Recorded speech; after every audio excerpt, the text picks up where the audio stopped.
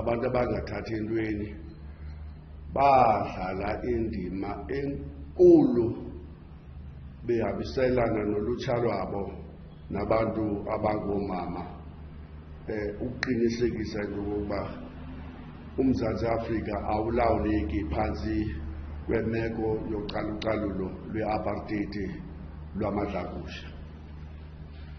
Ngawo amajoni ayephala phambili engoyiki into, ngaloo nto yangabo abantu abagcwele amangcwaba iitrongo zaseMzantsi Afrika yaba ngabo abantu abanyanzeliswayo ukuba mabaphume kwasemidini yeli lizwe.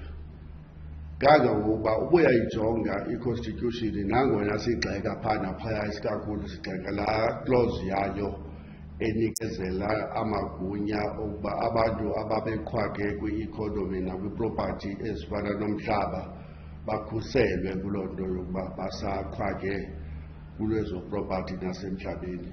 Kodwa i-constitution yethu isikakhulu xa ujonga i-Bill of Rights ujonge isikakhulu section 27 uyawanikeza amalungelo abantu, amalungelo wemfundo, ukukhuselwa kwabantwana, ukukhuselwa kwamalungelo abasebenzi, kude phaa kubekho nelungelo ongasoze ufane ulibone nje kwi-constitution ezininzi zelizwe jikelele emhlabeni ethi abasebenzi banelungelo lokuba baququzelane bajoyine i-union, banelungelo eligcweleyo lokuba bavule intethiswano nabaqashi babo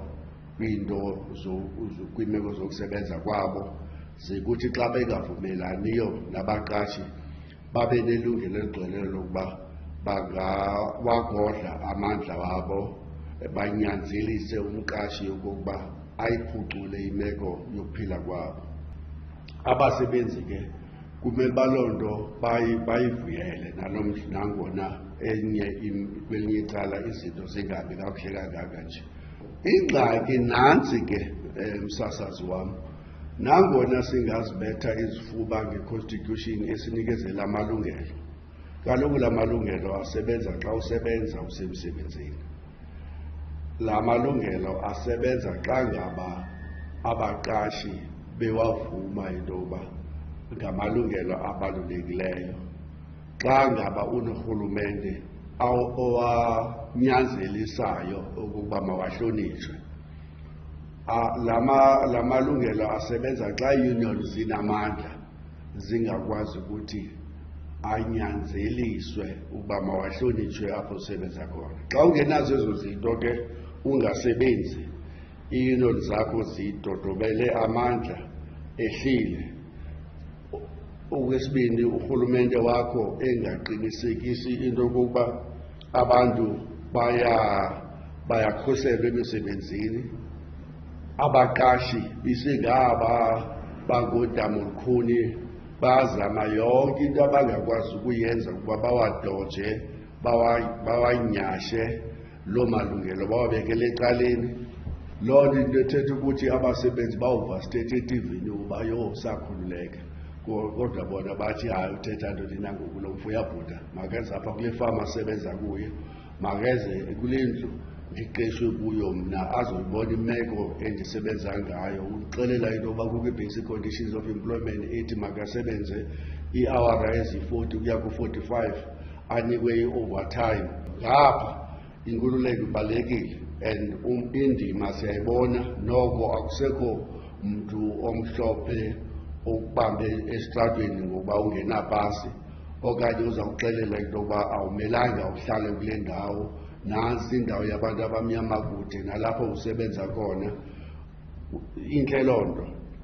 Nezinto zikarhulumente sizivuyele, ezi zinto ezenze ukuba abantu abayi-15 million ukudlula babe nezindlu. Ingxaki yaseMzantsi Afrika luqoqosho.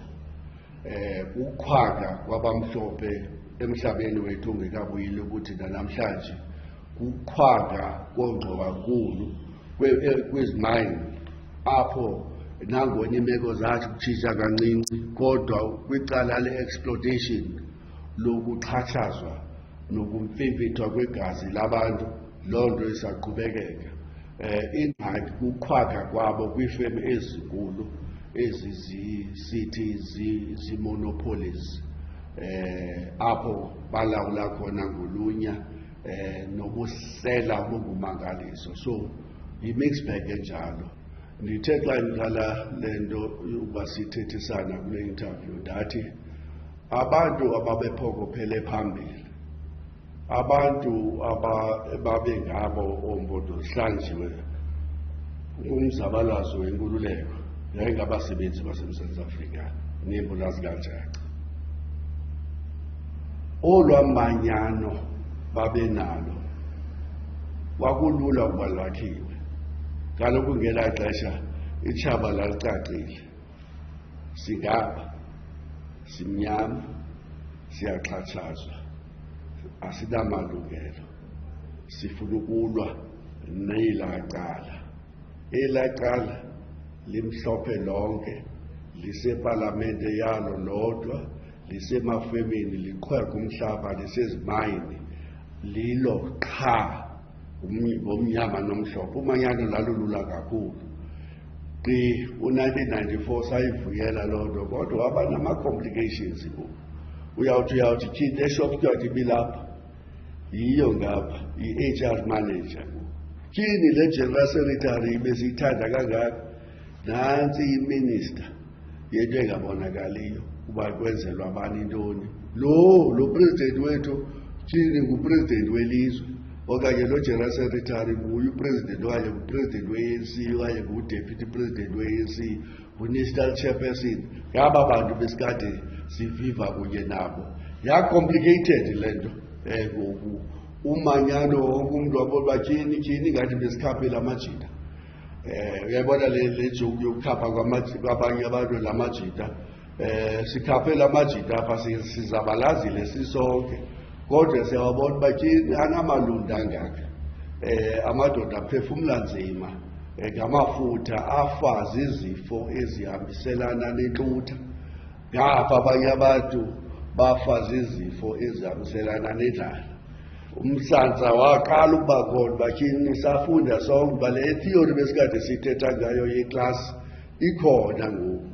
Kweli cala lisemnyama leembula zikaJaca ngabantu abacindezelweyo, hayi ngabantu abamhlophe kuphela.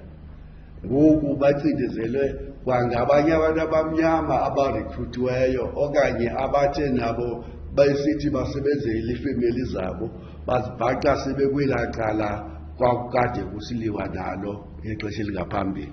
Yiyo complication ke ebangela ukuthi iunion zithi ngo-2007 zazikade zirepresenta into engapha kwe-34 ukuya ku-39% yabasebenzi bonke kwi-economy.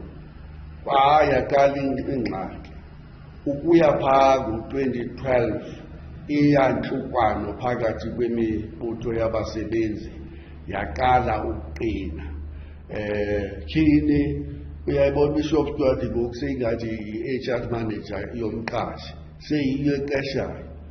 Iithenda zikhona kwasemsebenzini apho sisebenza khona. Abantu baneenkampani eziprovayida i-medical aid kunye ne-provident fund, ndibala ntoni na.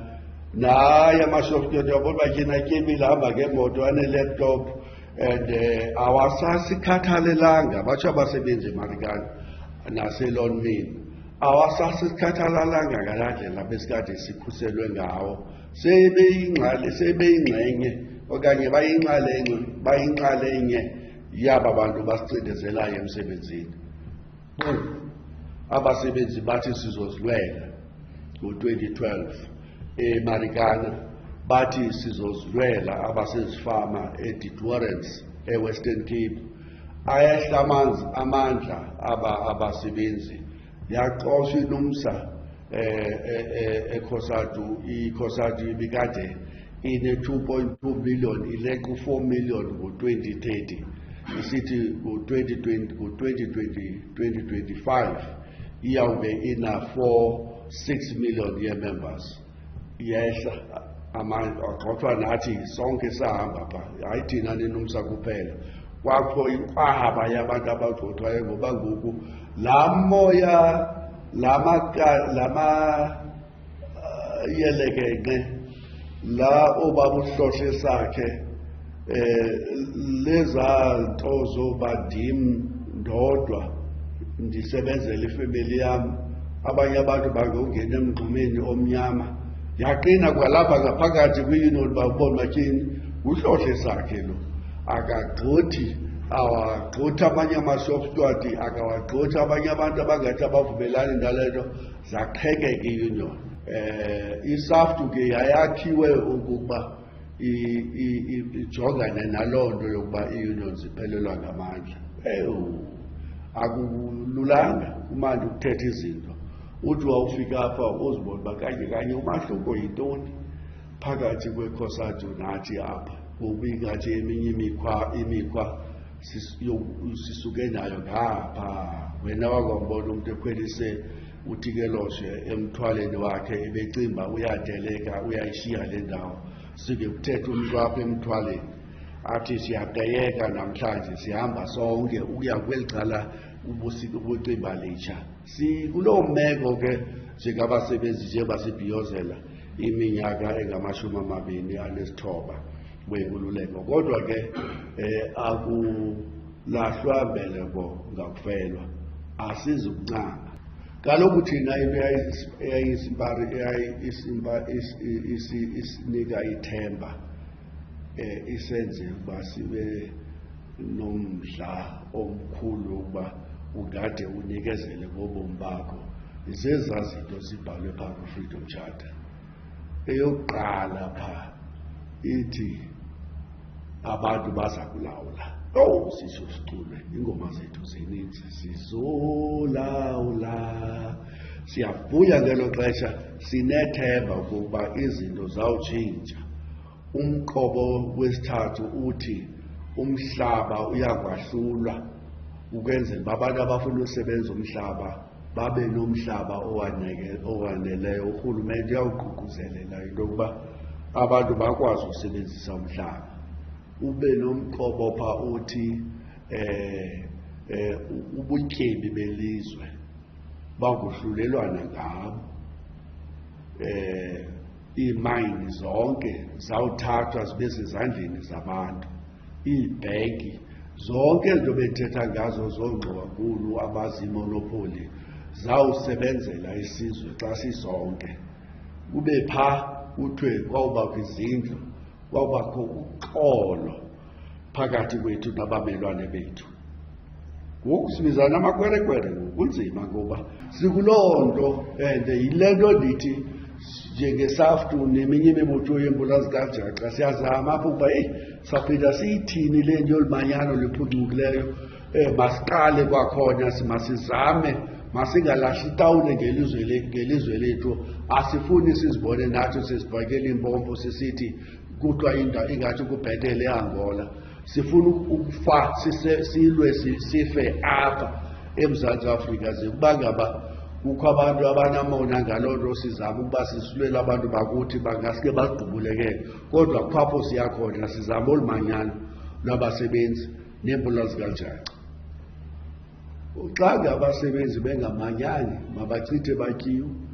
Okokuba ngaba sisavuyela into yokuba sikwiSAFTU, thina sinembali entle, abaseCOSATU bavuye uba siseCOSATU sinembali entle efedusa eNACTU.